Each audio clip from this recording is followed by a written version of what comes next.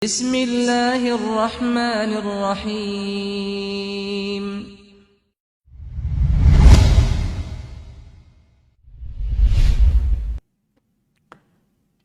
Ada keluarga kecil, ada keluarga besar.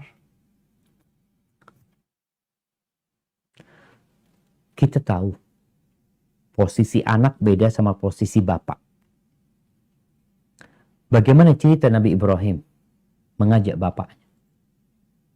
Jadi kalau ada anak-anak yang memiliki orang tua yang sulit diajak ke jalan menuju ke surga, yang sulit untuk diajak hijrah menuju kepada Allah dan Rasulnya, maka kita sudah punya contoh bagaimana Nabi Ibrahim mengajak ayahnya selembut mungkin, dengan adab dan etika yang paling luhur. Pada akhir cerita, bapaknya mengatakan, la illam tantahi ya Ibrahim la arjuman. Kalau engkau nggak berhenti dengan dakwah-dakwahmu ini, aku akan rajam engkau. Wahjurni maliyah. Setelah mengancam itu, bapaknya menyuruh Nabi Ibrahim pergi. Tinggalkan aku. Tapi bagaimana seorang anak yang cinta kepada orang tuanya, yang ingin bersama orang tuanya menuju ke surga?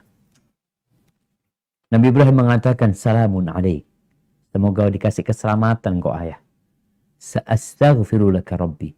Aku akan terus berdoa memohonkan ampun kepada Allah. Innahu kana bi hafiz. Allah itu maha baik sekali sama aku.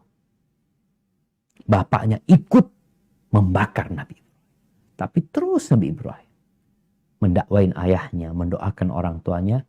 Tapi pada akhirnya ayahnya mati dalam kekufuran. Maka seorang anak yang ingin bersama keluarga besarnya masuk surga, ya terus berdoa dan terus berdakwah.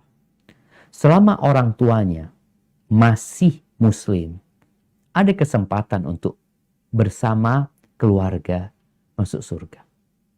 Allah Azza wa Jalla mengatakan, walladzina amanu wattaba'athum dzurriyyatuhum biimanin alhaqna bihim dzurriyyatahum ma alatnahum min amalihim min syai'.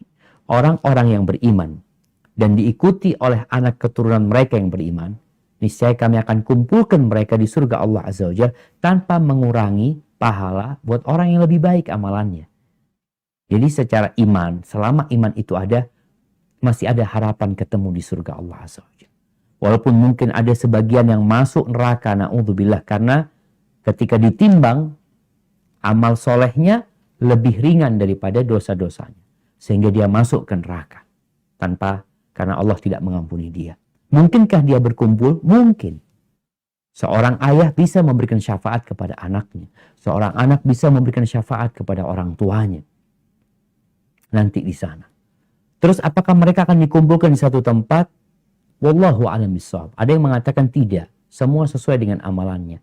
Tapi mereka bisa saling mengunjungin. Sebagaimana seorang anak di dunia ini nggak kumpul sama orang tuanya. Tapi diziarah ke rumah orang tuanya. Orang tuanya kadang-kala membesuk dia. Mengunjungin dia. Di surga pun akan terjadi saling berkunjung. Di antara orang tua sama anaknya. Bersama kerabat-kerabatnya. Jadi masih ada kemungkinan bab syafaat itu ada di sana. Selama orang tua kita tidak melakukan kesyirikan, mati di atas Islam. Tapi mungkin tadi dikatakan ada amalan-amalan yang tidak sesuai dengan sunnah. Mungkin ada dosa-dosa yang masih dikerjakan padahal kita sudah berusaha. Tapi yang jelas, jangan pernah putus asa untuk berdakwah dan untuk mendoakan. Berbeda suami istri. Karena bapak anak ini nggak bisa dipisahkan. Nggak ada suratnya. Kalau suami istri ada suratnya, ada surat nikahnya. Ketika sang istri tidak mau diajak ke surga, maka suami bisa tegas.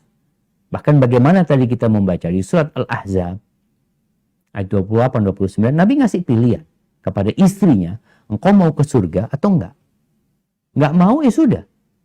Kalau bicara mau secara lisan iya. Tapi ketika perbuatannya tidak sesuai, maka kadangkala perceraian jadi solusi.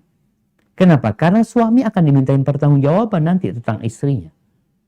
Ini di saat memang nggak memungkinkan. Tapi kalau masih bisa diperbaiki, ya terus diperbaiki. Ada